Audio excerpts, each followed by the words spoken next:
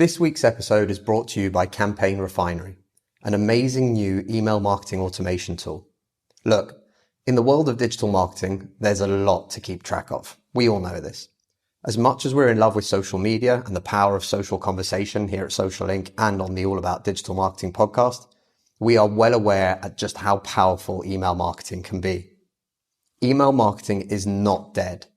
In fact, it's never been more important to help you leverage your presence everywhere else into the one channel that you'll own, regardless of what changes Facebook, Twitter, or any other platform makes in the future. I've known the founder, Travis Ketchum, for years, and he's been a past guest on the podcast, episode 15 if you want to listen to it. I've personally used his other products before, and they've been fantastic. The amount of thought that he's put into each and every one of what he's created has been incredible. I'd highly encourage you to try their free 14-day trial at campaignrefinery.com to see what world-class email marketing automation can do for you and your business. Massive thank you to Travis and Campaign Refinery for their support of the All About Digital Marketing show. Welcome to the All About Digital Marketing podcast. The show all about digital marketing. Digital marketing. Digital marketing. Digital marketing. Brought to you by Social Link, a digital marketing agency specializing in social media and content marketing for brave brands and forward-thinking SMEs. I'm your host, Chris Bruno, and as always, we're here to bring you the most actionable tips, tricks, tools, and insights to help you achieve more when it comes to your digital marketing. Subscribe to the show and be sure to share with a friend if you found something useful or interesting. You can find all the show notes and more information on www.allaboutdigitalmarketing.co.uk. Vin, thank you so much for joining me today. Hey, Chris, thanks for having me. So Vin, you are in New York. I know you as an incredible SEO content guy, but what I really want is for you to give a proper introduction to everybody else who's listening and who hasn't come across you yet. Sure. My name is Vin Deletto. I'm from wordagents.com. We are a content creation agency that specializes in SEO optimized content. And in short, all that means is we take the keywords you want to rank for, we create content around those keywords, and give you the best chance for ranking those keywords on Google. Outside of Word Agents, I'm also an SEO. I maintain a portfolio of what we call authority websites that we build from scratch, we get to revenue, and eventually we flip for a profit. So yeah, that's about everything I do in a little nutshell there. That's awesome. So I'm going to get into this straight away and start asking for anyone who's listening to the episode. SEO, I think, sounds super easy from my experience as an agency, and we've worked with some incredible SEO guys in the past as well. It's not an easy task. It's something that I think it'd be really useful if you can to kind of try and explain this breakdown. Because I think people think, you add in a few keywords into that meta description box and Bob's your uncle, bosh, here you go, you're ranking number one on Google. And life just doesn't work like that. As we all know, you have to put in time and effort. So can you give a little bit of a breakdown as to, what that actually looks like, especially for a small to mid-sized business that's trying to get started in this field? Sure. So like you said, SEO on paper looks very simple and logical, but in reality, it's very nuanced. You kind of have to, learn how to make judgment calls on the fly very often that don't necessarily fit into SEO best practices. But in short, SEO is broken down into off-site and on-site SEO. Off-site would be the things that you do to your website that positions your website to be as rankable as possible. And off-site SEO has to do with the promotion you do outside of your website, normally through the process of link building. But you could also do things like podcasting, like we're doing now, different types of content promotion off-site. So those are the two basic elements to SEO. But getting into making those elements effective takes a lot of experience. It's always an interesting one because you've probably thrown out about 3-4 keywords that people will listen to and their ears will have perked up because they've heard them before, but they've talked about things like, or they've heard about or read about things like backlinks. And now in theory, again, when you're reading this blog article that tells you all you need to do is get a backlink, actually having a network of places to find backlinks or people to accept content on your behalf so that you can have a backlink, that can actually be quite a tiresome and a long process, right? Yeah, the backlinking conundrum is just an ongoing thing SEOs will always fight with. And just because of the nature of the link to begin with, in order to rank highly on Google for your keywords, you need to have a number of boats pointing to your website, and we call those backlinks. And Google wants you to get these links, and it's basically the primary way the primary strategy they use to determine how to rank your website amongst the competition. The problem being is it's against Google's terms of service to actively go out and get backlinks. They don't want you to manipulate the ranking, the search engine result pages.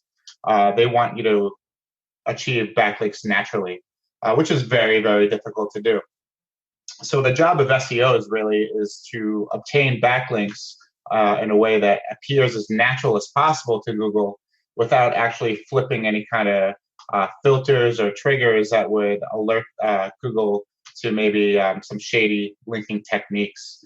And just in that explanation, you can kind of see how backlinking can get very, overwhelming at times, depending on just figuring out what type of links are appropriate and what type of links will get you penalized by Google. It's interesting because I can remember many years ago, people had link farms. Now, I instead of me trying to explain this, I'll let you do this. But this is very much where the whole, white hat, black hat, for anyone who doesn't know, the good things to do and the bad things to do. But I remember when you had these link farms, and literally it was just a web page with thousands of links on it, right? That's all it was, hundreds of pages with lots of links on them all the way through. And this is something that was regarded as being really, really bad, right? Yeah, so that was the very first major shift in the SEO industry, I would say. Back in between like 2010 and 2012, there was these link farms, which are basically just networks of websites that people would put together for the sole purpose of pointing a link to your website for a fee, of course. And back in the day, in 2010 to 2013, maybe, this worked extremely well. You could pay a link network maybe $500, and you could rank your website for the most competitive, profitable keywords in the world. And I would say many of the big name SEO agencies out there probably earned their money from profiting off link farms like this back then. But of course, all good things must come to an end, and Google eventually put an end to that practice.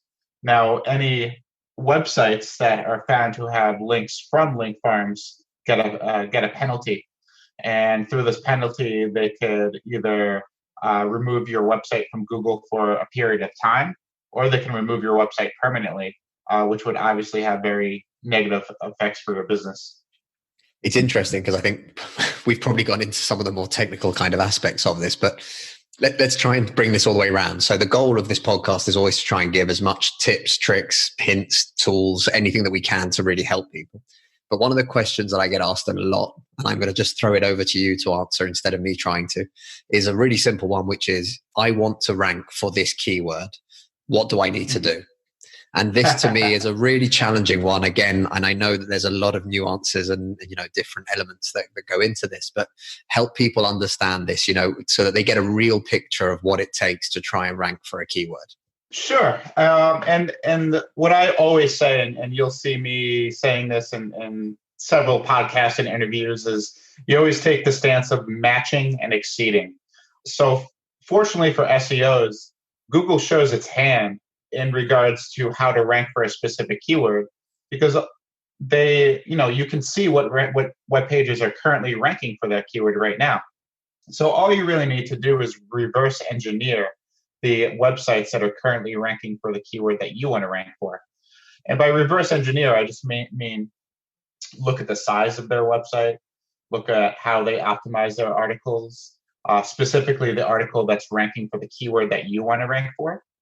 You can also look at the backlinks that they have pointing to their website and to your website as well.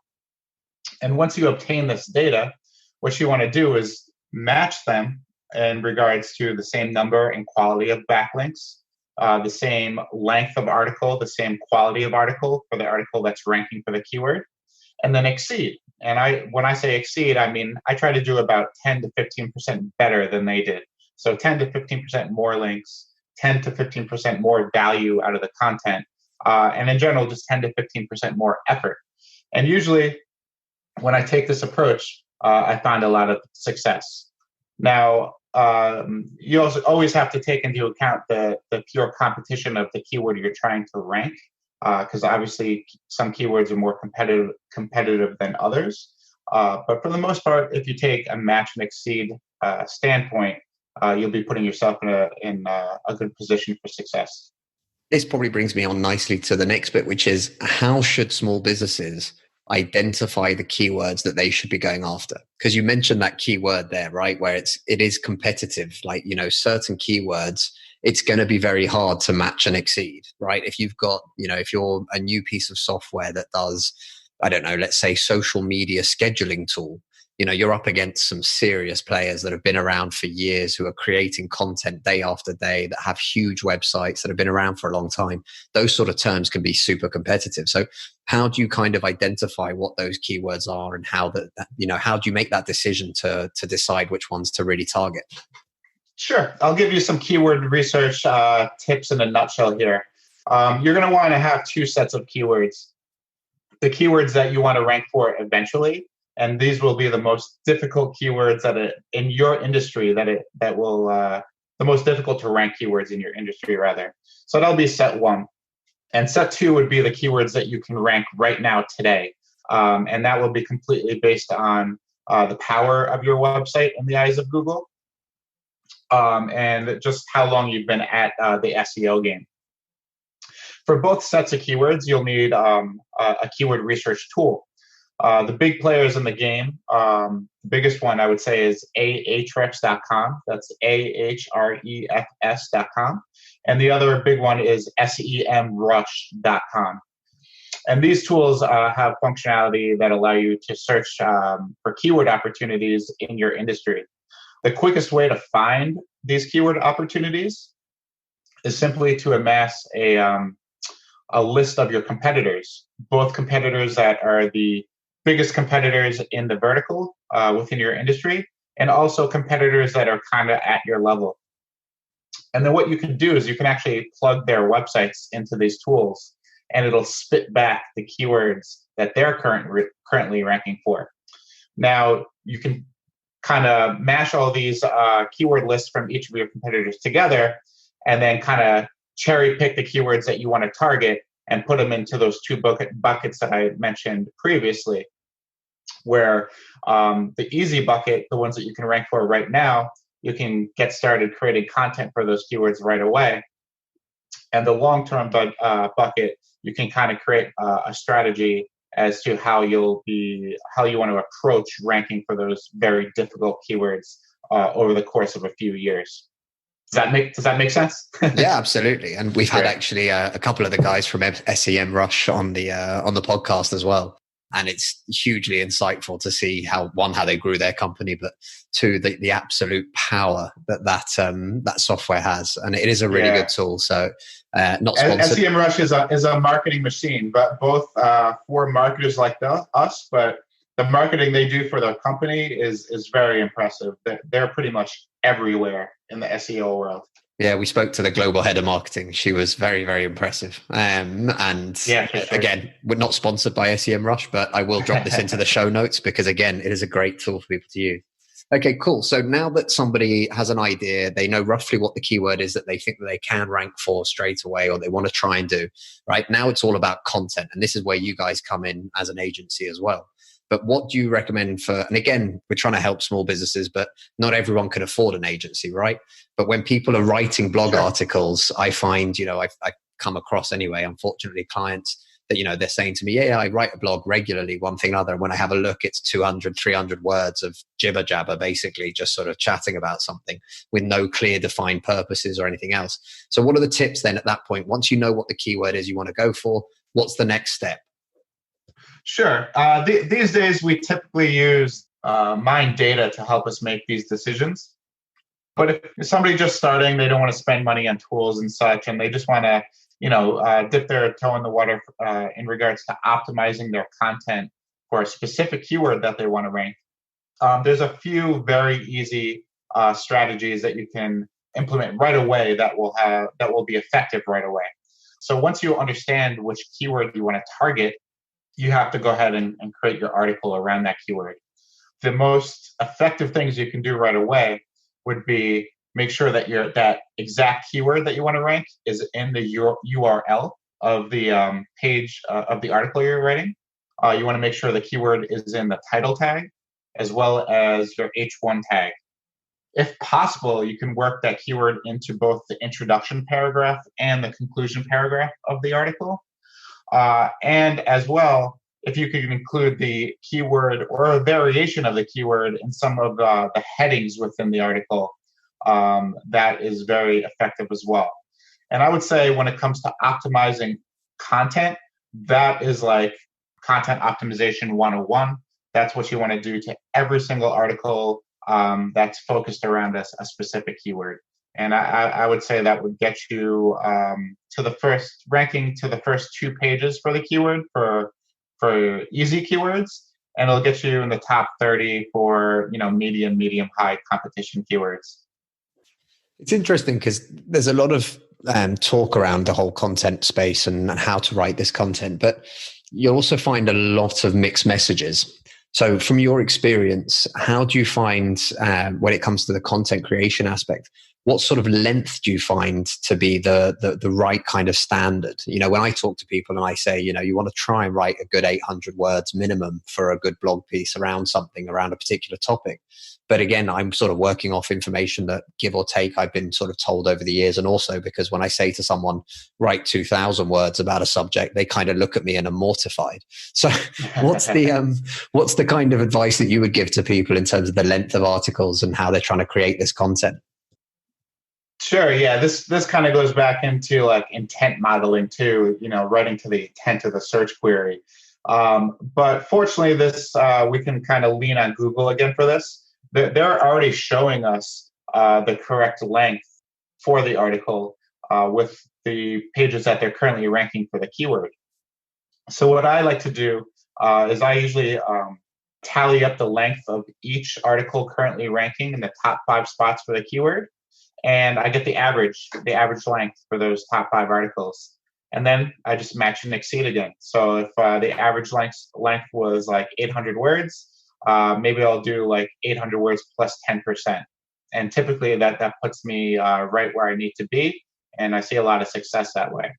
Now, if you don't want to go through the trouble of kind of averaging out the length of the currently ranked articles for your keyword, I'd say a good rule of thumb would be, like you said, Chris, anywhere between like 800 words and 1,500 words for a standard blog post.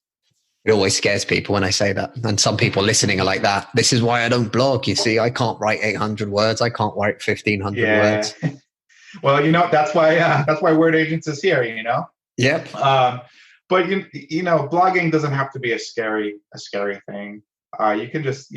You can just put up updates about what's going on with your company every week. And it doesn't have to be anything official. It could be something fun about, what's going on with your staff or something notable that happened with one of your clients. I think something people miss is just doing it will get you results. You don't have to be an expert. I think just being consistent with your blogging, you'll get some kind of results out of that. So it might be scary at first, but just try something. And I think you'll be surprised. So this is actually a good question now that you've mentioned that. But so back in the day, they used to say, websites that do have blogs that are updated or have new blogs coming online, blog posts, that actually Google would end up crawling it more often because as and when it does, it sees that there's new content being added. And then it says, all right, this site has content regularly, so I should check this more often. Is that still true today? Yeah, I mean, if you're showing Google that you're publishing and indexing content on a daily or weekly basis, you're going to have Google crawl your website much more often than if you're only publishing content on a monthly or quarterly or even yearly basis. Um, but the idea that Google is going to give preference in regards to rankings for based on how often you post is kind of a fallacy. You will get crawled more, but I don't know if you're going to get if you're going to rank better as a result of the more frequent crawling. Now, to add some nuance to this, currently most websites do see a ranking boost when they update old content.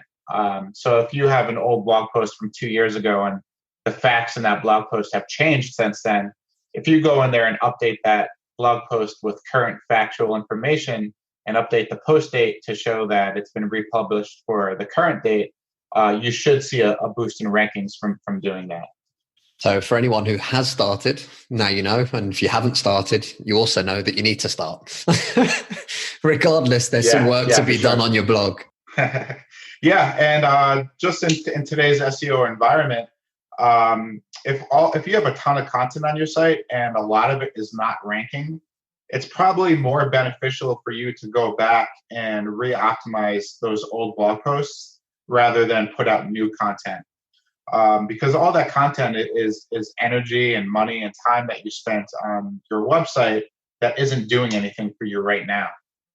So instead of spending more money and time creating new content in today's environment, I would suggest going back and evaluating why those old articles aren't performing and what you can do to fix them. And if they can't be fixed, maybe you should just remove them altogether. Awesome. So now that people have a rough idea of, how to find keywords, how to identify the right ones, and then obviously writing them, obviously that there's a big step that you talked about earlier in terms of creating what everyone calls backlinks. Now, from my understanding, obviously we're talking about links from another website that look natural or feel natural to Google that come from another website recommending or pushing people to your website, right? That's correct. So how do you go about doing that? Like, how do you go about trying to find those initial kind of backlinks, or what sort of ways can small businesses do that? In Google's eyes, they actually don't want you going out and getting links. They want you to promote your content, and they want you to write great content so that content can attract links naturally. Now, in reality, that never, ever happens. You can create the best content in the world and share it all over social media and get it out there, and the return on your investment just won't be there. So what you actually have to do is go out and prospect for your links, just like you would prospect for a new client in your sales process. The way we do this is just simply reaching out to other websites in your industry and creating a relationship. And it's not so much just reaching out and asking for a link, because your success with that probably won't be too good. But if you create a relationship with the website owner, let them know what you're doing, and if you do that often enough, you'll create enough relationships where a few of them will result in backlinks, whether through a guest post or just maybe the website owner is a nice guy and just wants to throw you a link anyway. You can also reach out to colleagues, friends, and family, people that have websites that would be willing to link to you. The best link you could get would be links from websites that are relevant to your industry, but links from unrelevant websites will still have some effective nature to them. So if you want to get a link from a family member's website, that'll be fine too. And I think between creating relationships and just reaching out to your personal network, that's always the best way to generate your first batch of links to your website. I like it. And it is quite a hard one, because I know that a lot of people that I've spoken to have struggled with this, because for a website owner and somebody who's got a decent website, you get a lot of requests, right? and a lot of them are auto-generated kind of emails, which is very much just like, here's this, you should really link to this, or here's an Right. infographic I made, you should really link to it in your blog post X or whatever it is. And it doesn't really seem to, it doesn't feel like there's much of the relationship building aspect to it. It's very much just a kind of, will you give us a link back? So I wonder, like, do you find that there's a lot of success in the space if you don't build that relationship and you just kind of ask for these things, or do you feel that the relationship is really the key aspect there to building those links? Yeah, it's got to be kind of like a happy medium, right? So if you're spending so much time creating these great relationships, you're not going to be able to, get the number of links that you need to be successful. But at the same time, if you're just kind of like spamming out thousands of emails without thought to who you're emailing, your success rate is going to be very low. So it's kind of like the happy medium between the two. We certainly will mass email link requests out, but the verbiage that we use in those emails isn't like so spammy. Like we're actually addressing the website owner by name. We're referencing something about their website to just show them that we put the effort in to learn a little bit about them. And then it becomes a game of numbers at that point. Once you've kind of defined your prospect list and made sure that the people you're going to reach out to make sense to reach out to, then you can kind of go through your automations and load up your email software and blast out your emails to that refined list that you made. Would you say that there's been a change in the responsiveness of people for this? Because again, obviously we talked about this earlier in terms of like link farms and things like that. So, it's been sort of 7 years, give or take, since link farms and everything were regarded as being very, very much a no-no. But now, people are, it's a more competitive space. There's more websites than ever before. There's more blog articles and blogs than there ever have been before. It's getting very, very sort of claustrophobic almost in terms of, everywhere you look, somebody's trying to rank for something. Is it becoming a very hard space to create those kind of links? You know what? I would say that outreach link building, which is what we're talking about here, is still very much effective. I'd say the angle and the strategy that you use to undergo outreach link building, the old strategies have become overused, so they don't work as well anymore. And like you said, website owners are becoming more savvy to these types of requests. So, just the approach needs to change, because all those canned emails from the past 3 or 4 years, everybody's seen them already. So you really just need to change your pitch, your approach, maybe the offer that you're offering in exchange for the link. And the more you test, the more you'll get a feel for what works for your industry. It's very much like the sales process. You load up your CRM and you're going to have a pitch to your prospects. And if that doesn't work, you're going to adjust that pitch until you find something that increases your conversion rate. Awesome.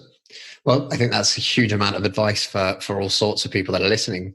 I've got a couple of questions because I'm personally interested in this, and I've built a couple of content-heavy websites over the years for various different projects. But I still get conversations occasionally, and unfortunately, especially when traveling, and I meet people who are what they term as digital nomads. And when people start talking to me about, the idea of what I want to do is I want to start a travel blog so that I can travel for the rest of my life, and that's what I'm going to do, and I'll make money from it. For me personally, I think this space is, or that particular space, but a lot of spaces are very, very hard and very, very competitive. And I think what I'm trying to find out from your side is, one, what do you think about sort of the competitiveness of trying to set up a blog in any kind of field at the moment in terms of the competitiveness of that? But actually also how much real effort and time is required to really make a blog start to get some traction? Cool. There's a lot I can talk about here. But without getting too nerdy, I'll throw a few facts at you. Right now in today's environment, the average age of a web page ranking on the first page for any given keyword is 3.3 years. So if you're starting a new website from scratch, you got to figure that you have 2 to 3+ years ahead of you before you'll get into that average zone of being able to rank on the first page. Stepping outside of that little tidbit, when you ask, should I go into this specific vertical, you really need to do very deep competitive research to answer that question. Every single industry and every single vertical has a different level of competition. So you really need to take your time to understand what that competition looks like right now. Who are the up and coming players that will be relevant maybe 6 months to a year from now, and how much resources you're going to need to put in place in order to overcome these competitors.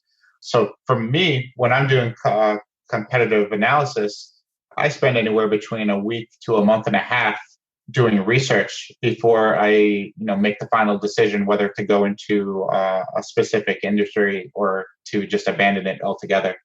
That's insane. That's a lot of hours of research and trying to figure it out. But put it this way, Chris, if once you hit like a winner, you can have a passive income stream of $50,000 and more every month. So that front loaded research is totally worth it. You can kind of have an annuity of 50 grand every month or more if you did it correctly. I think this is where there's a lot of, I think we talked about this just before we started the podcast recording, but people are often looking for that magic button, right? They've read an article or somebody's promised, get into this or use this click funnel and you'll have $1 million in sales overnight and this stuff will happen very easily. Passive income is the dream, right? A lot of people want that and they'd love to be able to keep that going. But when we say passive income, I think there's a slight misleading element to that. It's not income that just magically popped up and that starts happening for you. It's something that takes time and effort, like you just mentioned there, right? A month and a half of research to identify whether or not at the end of that month and a half, you might say, right, scrap that, that's not going to work. But actually, once you've identified that winner, there's a huge amount of effort and work that goes into that to then try and get it to a point where it starts to generate revenue. That's correct, Chris. And I'm glad you brought that up because I definitely wouldn't want to give anybody the wrong idea. Getting to the level where income just flows in every month. It took me a decade of experience and a decade of trial and error. It takes me, up to 2 months of competitive research. And again, it takes fighting with the Google algorithm for 2 to 3 years before you get any traction. So yeah, you might be putting in a few months of research before you decide to go into an industry. But then after that, you have 3 years of elbow grease that you got to put in before you get to that level where the website is just generating revenue with very little input on your part. I think that's the bit that a lot of people don't talk about, right? Right. Or at least not in their marketing. I can teach you how to make passive income. And I will say this because I've been on both sides.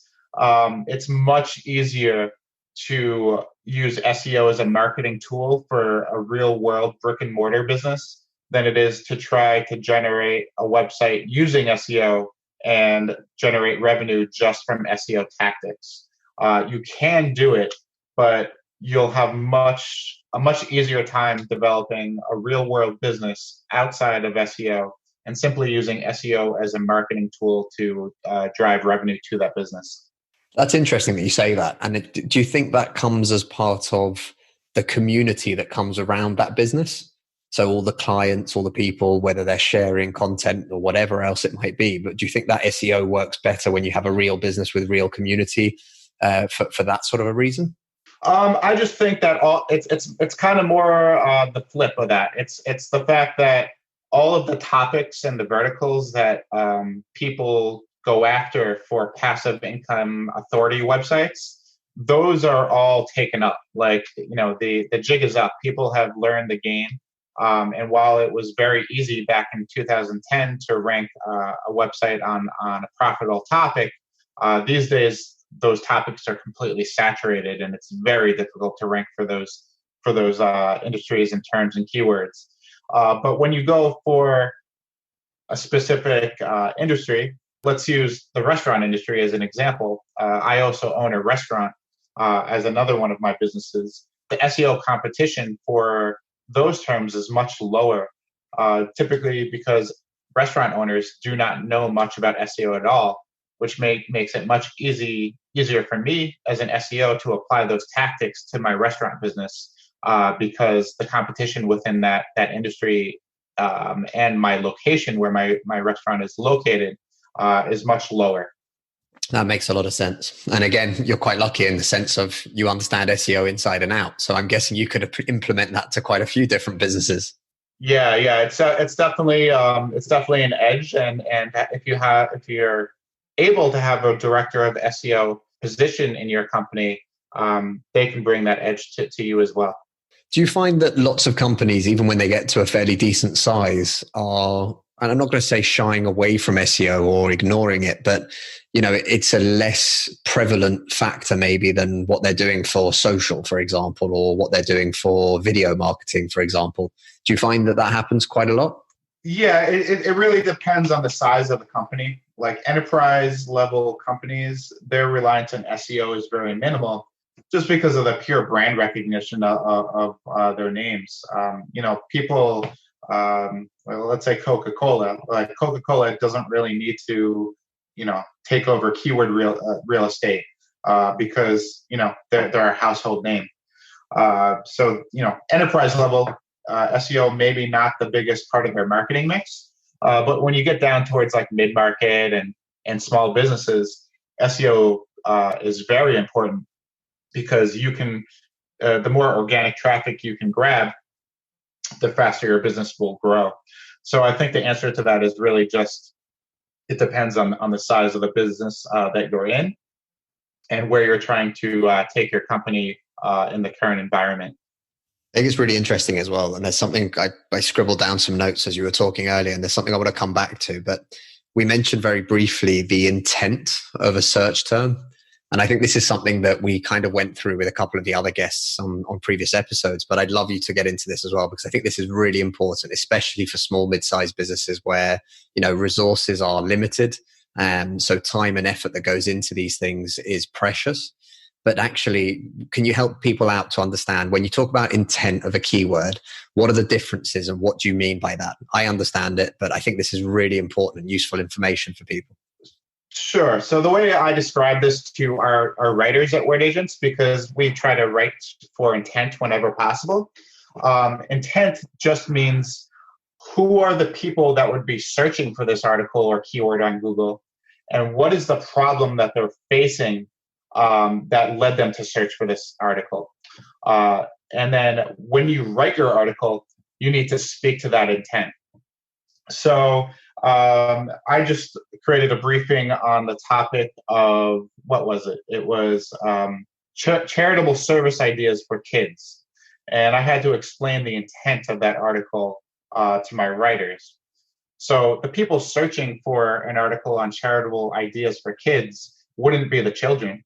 It would be the parents, the educators, and the family members of the children that kind of wanted to enrich the lives of those children by teaching them the idea of charity. And that would be, what I just said would be the tail end of it, the reason that they would be searching for it. And in this case, it would be they want to enrich their child's lives. So that's the intent of the keyword charitable ideas for kids. It's people around the lives of the children who want to do something for the child.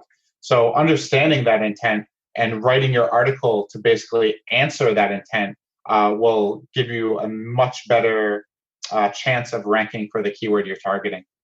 So first and foremost, that's the most wholesome example I think we've ever been given on this show. So well done for that. That's a definite prize winner. Thank you. There's also an element there, because when we talk about the intent, so it's identifying the audience, but it's also from my understanding, from my point of view, you really want to try and understand what stage that person is in, especially if it's something to do with a product or a service that you're offering. The difference between what is social media marketing and, social media marketing agency, for example, those are two very different intentional searches in terms of, I'm trying to understand it. and I'm looking for the education aspect. And then also, no, Right. I'm looking for an agency, right? And how do you help people to kind of work through that to understand, which are the articles that potentially are going to, help educate people, and which are the articles that are actually going to help convert people? Sure. So this guy kind of goes back to our standard sales funnel, and I'm glad you brought it up, because what I described previously is just kind of like how to write an article around intent. But to identify the intent, it kind of just maps to the stages of your sales funnel. So the top of the funnel is always your awareness content. And using my example, charitable ideas for children, that would be mapped to the awareness stage in your funnel. But if you have somebody that is at a different stage in the funnel, let's say at the bottom of the funnel when they're ready to take action, that might be a different keyword. So if we're using the charity idea, if they're at the bottom of the funnel, they're looking to take action. So let's say they would be searching for a keyword, specific charities, that children can participate in. That'll be a keyword that's lower down in the sales funnel or the awareness funnel. I'm sorry, not the awareness, the sales funnel.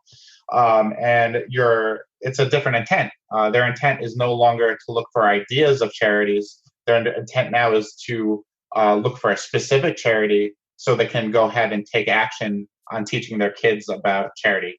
So yes, when you're identifying intent, you have to map the intent to the stage of the funnel that the visitor or searcher is currently in. And then you need to write your content with that idea in mind.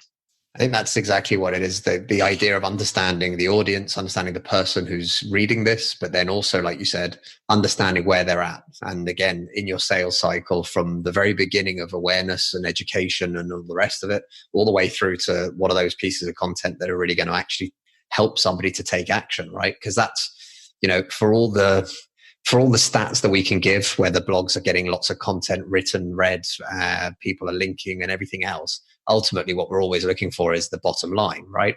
We're trying to help our clients to do true. Better. We're trying to help guys listening to this to do better. And I think that's one of the steps that can often be overlooked in terms of, really identifying who that audience is and understanding your sales cycle, right? Absolutely. And to add some fuel to the fire now, the new thing is the sentiment of the keyword. So Google's, moving into the world of artificial intelligence and natural language processing and all this nerdy stuff. But in short, on top of intent, Google's now looking for positive or negative sentiment. So you could be writing factually correct information around the keyword that you want to rank. You could be writing towards the correct intent of the keyword.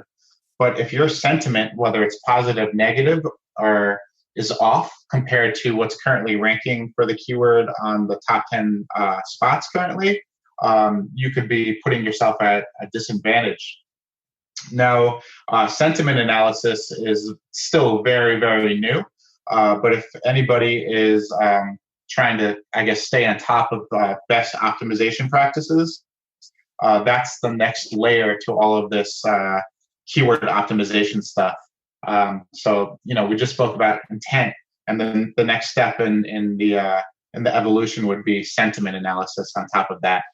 Just to make this clear to everyone, Vin is not saying add a couple of smiley emojis and heart eye emojis to change the sentiment. That won't do it, and that's not going to work. Yeah, sentiment analysis just kind of refers to if the general tone of the article is positive or negative.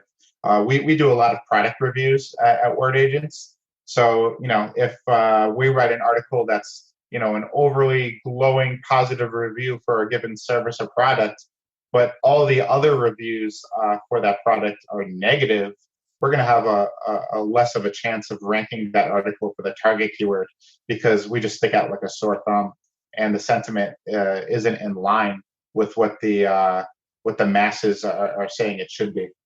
As much as I have to admit that I hate, I can hate the SEO elements sometimes, and the same with social media changes to algorithms and everything else. you've got to give it to the guys at Google. They are very smart.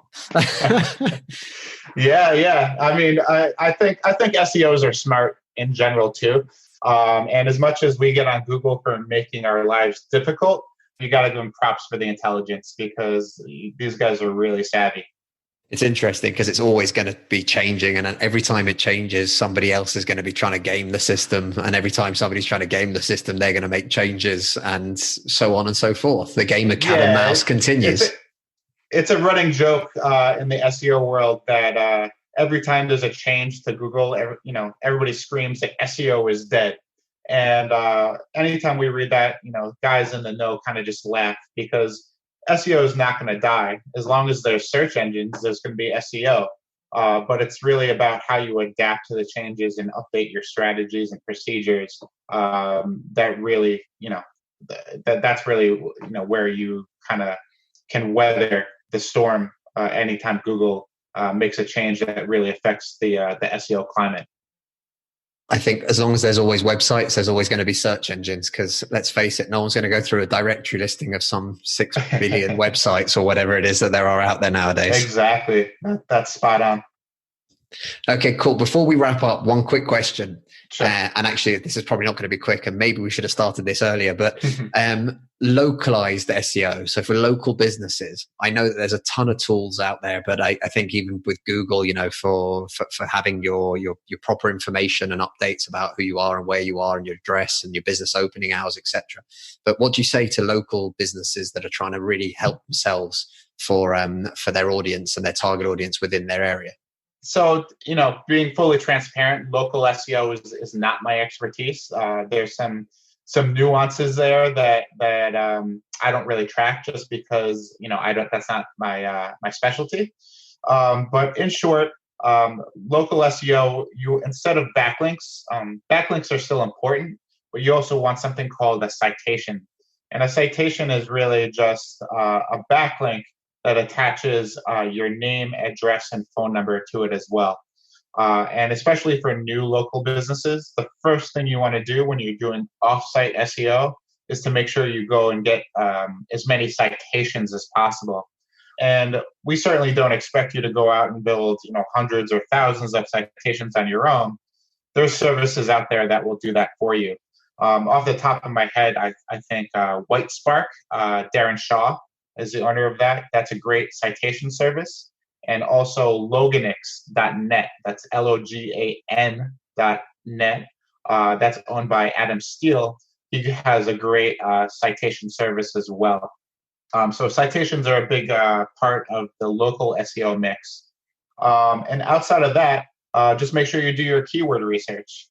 It's going to be difficult to find local versions of keywords. So if we're talking about child charity, we're not going to, find a lot of keywords like child charity in Huntington, New York, right? There's not going to be a lot of people searching for that.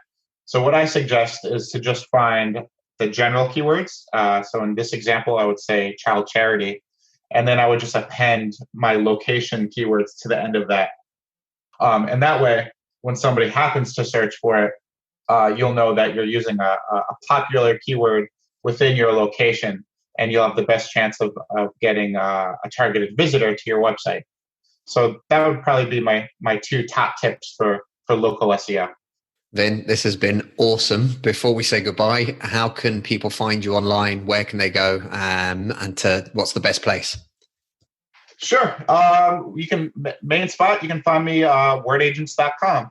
If you submit any questions via our contact form on the website, you'll probably get me responding to you. So we respond to all messages within 24 hours, and we're very responsive. And even if you just guys have a question and don't need the Word Agent service, I'm happy to help out. Outside of that, I'm all over Facebook, Twitter, and LinkedIn, so you can find me in there as well. Awesome. Vin, thank you very much for joining me today. Chris, I appreciate it, man. This was a great time. Thanks, man. Talk to you soon. Take care. The All About Digital Marketing podcast is brought to you by Social Inc., a distributed digital marketing agency specialized in delivering results through online campaigns. Whether it's content marketing, social media marketing, online advertising, or web design, we've got you covered, from strategy through to delivery. If you're struggling with your digital marketing, get in touch today by simply visiting www.socialinc.co.